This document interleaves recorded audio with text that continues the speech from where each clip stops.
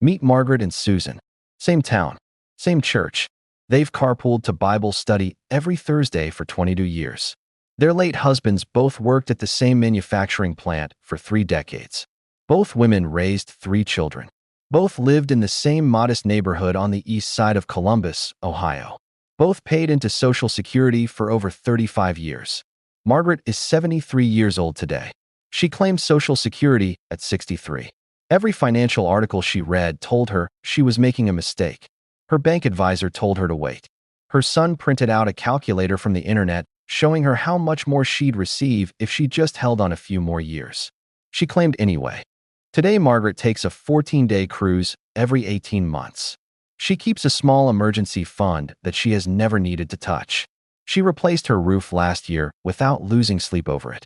When her granddaughter needed braces, Margaret wrote the check herself and told her daughter not to worry about paying it back. Susan waited. She did everything the advisors said. She stretched. She delayed until 68. She worked an extra 3 years at a job that was slowly destroying her knees because the math said to wait. Susan is also 73. She gets a larger monthly check than Margaret. On paper, she won. But Susan hasn't taken a vacation in 4 years.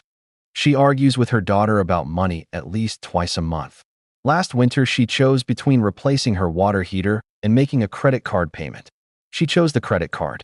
She showered at her daughter's house for 11 days until she could afford the repair. Same background, same work history, same neighborhood, same faith, radically different retirements. And here is the part that will stay with you long after this video ends. Susan received more money per month, but Margaret built a better life. That gap, the gap between a bigger check and a better retirement, is exactly what this video is about. Because the conversation around Social Security timing has been dominated for decades by one single metric: monthly benefit size. And that single metric has led millions of Americans into decisions that looked perfect on a spreadsheet and fell apart in real life. Today, I am going to show you why claiming Social Security in your early 60s is not the financial blunder the experts keep calling it. I am going to show you the math they leave out of the headlines. The strategies that sophisticated financial planners actually use when nobody is publishing an article about it. The human realities that break-even calculators simply cannot measure. And I am going to show you exactly what kind of person benefits most from claiming early, because this decision is not universal, and pretending it is has cost people dearly on both sides of the argument. By the end of this video, you will know whether early claiming belongs in your strategy, not in someone else's strategy, yours. Let's get into it. The argument everyone knows, and the part they always leave out. You have probably heard the conventional wisdom so many times it feels like fact. Wait as long as possible.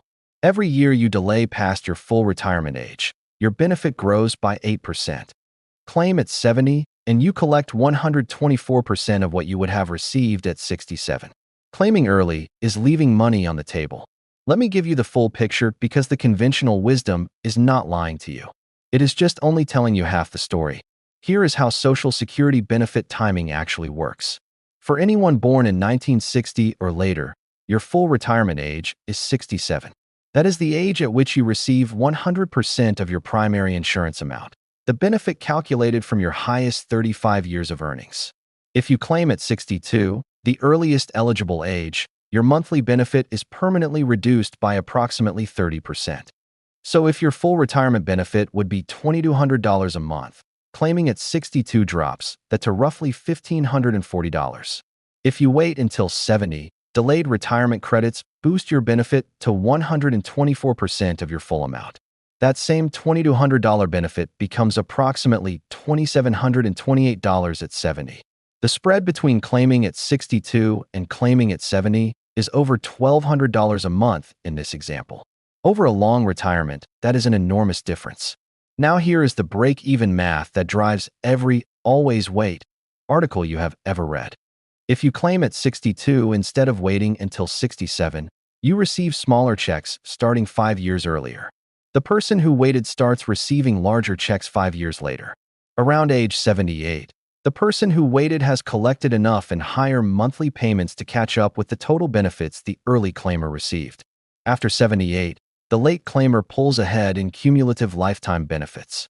Compare 62 to 70, and that break-even point pushes out to approximately age 80 or 81. This is real math. It is not invented. It is not manipulated. And for people who live into their mid-80s and beyond, in good health, with Social Security as their primary income source, waiting often produces a better financial outcome. But here is what that math does not account for. It does not account for what happens if you invest the early payments instead of spending them. It does not account for your spouse's benefits being locked until you file. It does not account for the psychological and physical cost of working years past when your body said stop. It does not account for sequence of returns risk. What happens to your retirement portfolio if the market collapses in the first 3 years after you stop working while you are drawing it down heavily?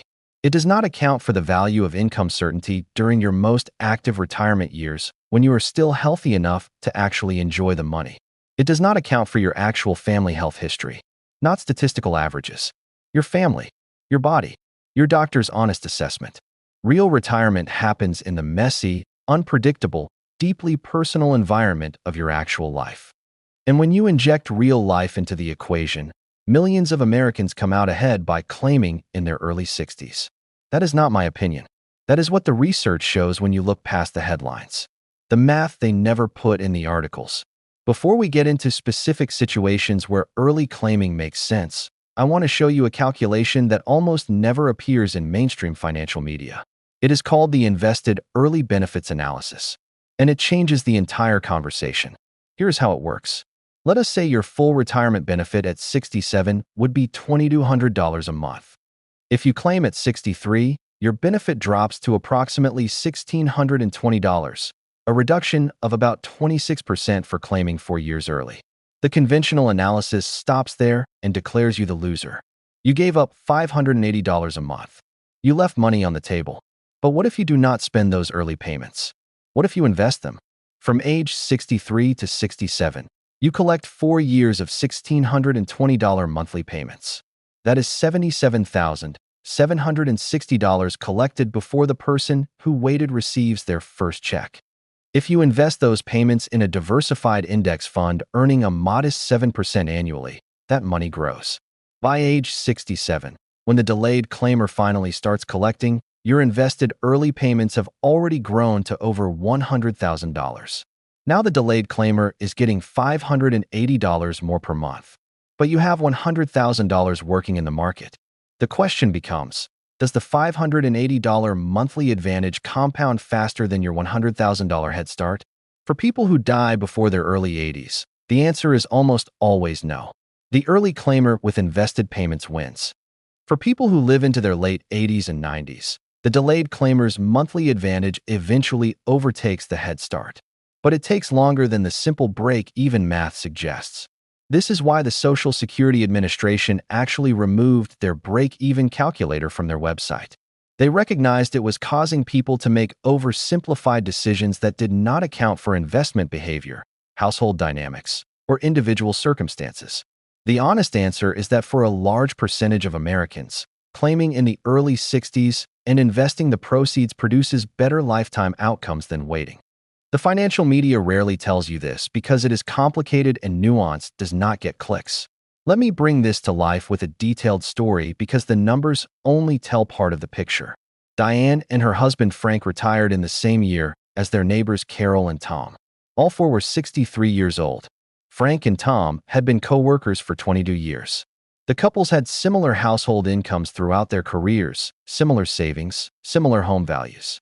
Diane and Frank read everything they could find about Social Security timing. Every article said wait.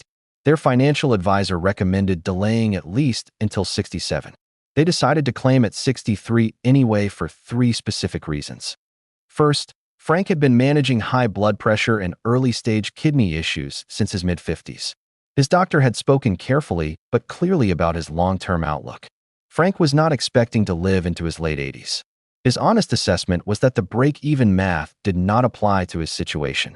Second, Diane's mother had dementia and required increasing care. Diane was the primary family caregiver. Having Social Security income starting at 63 meant Diane could stop working immediately and spend that time with her mother during the years her mother still recognized her. No financial calculation could put a number on that. Third, Frank and Diane had $340,000 in retirement savings that they wanted to protect from aggressive early drawdown. By collecting Social Security at 63, they needed to withdraw significantly less from their portfolio in those first years of retirement. Their investments continued compounding largely untouched. Carol and Tom waited. They delayed until 67. Tom continued working a job he had quietly grown to dislike for 4 more years. Carol took a part-time position to stay busy and supplement their income during the waiting years. At 67, Carol and Tom began collecting substantially larger Social Security checks than Diane and Frank. At 70, Tom had a significant cardiac event. He survived, but his mobility was permanently affected. The travel they had planned for retirement became complicated. Some of it became impossible. Frank passed away at 74. But Frank and Diane had spent 11 years in a retirement they designed. They had been to Portugal, to Costa Rica, to the Canadian Rockies. They had spent 3 weeks helping restore houses in New Orleans the year after the flooding. Diane had been present for her mother's final years in a way that would not have been possible if she had kept working. When Frank died, Diane transitioned to survivor benefits, which provided her a comfortable income.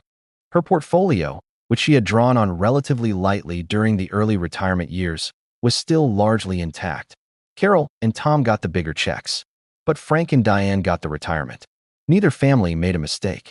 Both made a decision based on their real circumstances. The difference is that Diane and Frank looked at their actual lives, their health, their family situation, their values, and built a strategy around those realities rather than around a calculator. Let me bring you back to Margaret and Susan. Margaret claimed at 63. She took the smaller check. She used it. She lived her retirement while she was young enough to live it fully. She took the cruises.